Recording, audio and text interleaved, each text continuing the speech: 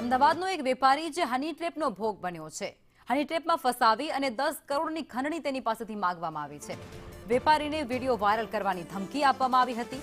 ત્યારે પોલીસે એની રાજપૂત અશ્વિન ચૌહાણની ઝડપી પાડ્યો છે અને સાથે જ અન્ય કોઈની સંડોવણી છે કે કેમ તેની દિશામાં તપાસ હાથ ધરી છે. સંવાદદાતા જિગ્નેશ અમારી સાથે જોડાયા છે. જિગ્નેશ, હની ટ્રેપનો એક બનાવ જે સામે આવ્યો છે, 10 કરોડની ખંડણી માંગવામાં આવી હતી, વિગતો શું?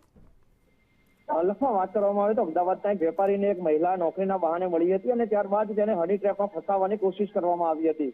વેપારીના જે અંગત પડના વિડીયો હતા તે વાયરલ કરવાની ધમકી આપી તેની પાસેથી 10 કરોડની ખંડણી માંગવામાં આવી હતી અને જો 24 કલાકમાં તે ખંડણી ન ચૂકવે તો તેના વિડીયો વાયરલ કરવાની ધમકી આપી હતી. જે અંગે પોલીસે ગુનો દાખલ કરી એની રાજપૂત અને અશ્વિન ચૌહાણ બંનેની ધરપકડ કરી છે. અશ્વિન ચૌહાણ એક સાપ્તાહિક ન્યૂઝપેપર ચલાવતો હોવાની હકીકત પણ સામે આવી છે. એટલે કે જે ચોપાની ધરાવતો જે પત્રકાર છે તેના વિરુદ્ધ પોલીસે કાર્યવાહી હાથ ધરી છે અને બંને સાથે આ કેસમાં અન્ય કોની સંડોવણી છે, જે યુવતી સાથેનો જે વેપારી છે તેનો વિડીયો હતો તે કેવી રીતે તેમની પાસે આવ્યો, આખરે તે યુવતી અને તેના અન્ય કોઈ મિત્રોની આ કેસમાં સંડોવણી છે કે કેમ તે મામલે પોલીસે તપાસ શરૂ કરી છે. પરંતુ પ્રાથમિક તપાસમાં ખંડણી અને ધમકી આપવાનો ગુનો નોંધી પોલીસે 2 આરોપીઓની ધરપકડ કરી, જેમાં એક મહિલા છે અને અન્ય આરોપીઓ અંગે તપાસ શરૂ કરવામાં આવી છે. જી, આભાર.